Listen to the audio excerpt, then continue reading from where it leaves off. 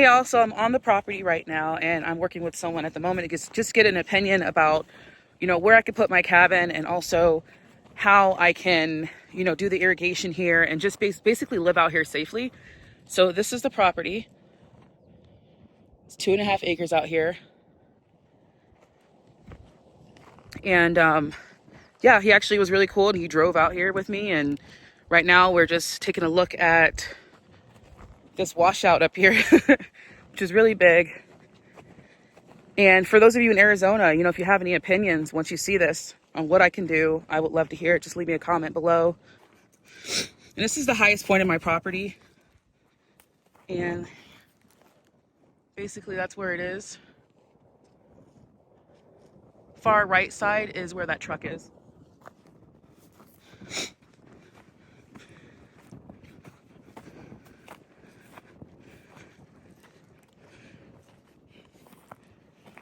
Okay. So this is the washout. And it goes all the way down there. And this is where the road starts, or where it was supposed to start. That could be the best thing to do right now. Thinking about fencing your property up anytime? At some point, just because, animals and stuff, wildlife. But I don't have a dog, I just have a cat, so she's going to be inside for the most part. But yes, to be able to get the cabin here safely, and then I'll figure out trying to get the road to be as stable as possible for my van in the long run. Maybe I'll bring in gravel, maybe I'll bring in dirt, I don't know, but That's going to be the expensive part, is hauling the material into here. Who I would talk to is the county. obviously if the county can help, that will, keep me from spending so much money. So he's only charging $65 an hour, I think is really great. I would estimate that the project is going to cost me probably roughly $1,500 total. Luckily, I'm about to start working, so I'll be able to get that done hopefully before January. That's my goal. And then get the cabin delivered and go ahead and just have a homestead. So if you guys have any type of materials or any type of advice for this particular type of sand, it's really soft sand, as you can see. The second the top layer breaks, it gets really soft. But I really need material donations, gravel, dirt, things that you guys don't need. And I'm in Sun Valley area, Arizona, Sun Valley area. So I'm over here near Snowflake, Show Low, all these different places, right? So I need your help. I need help from the community. If you're willing to drop off some materials, that's great. If you have some ideas, maybe some companies that have reject materials, let me know. But for the most part, I'm going to be posting on Facebook groups for assistance. I'm doing this by myself now after getting out of a relationship. And I might have help in the future, might not. But for right now, it's just me, myself, and I, and my cat, technically. This is my first official step-by-step off-grid homesteading video. And I'm thinking about doing a mushroom farm. I don't know. I'm going to be farming something. We'll see. So follow me on this journey. And yeah, we're going to see how we figure this out together. Because I know some of you are thinking about living off grid. And now that I'm not rushing around, I'm going to go ahead and explain what my overall goal is for this land. And honestly, that's just simply to put a cabin on it, have my own water source, have my own solar power, my own septic tank. I'm going to try to get an address, but the address is dependent on the septic system, and it's like really particular out here. So we'll see what happens with that. But I'm doing this all by myself. I did have a partner that was helping me, but we are no longer in a relationship.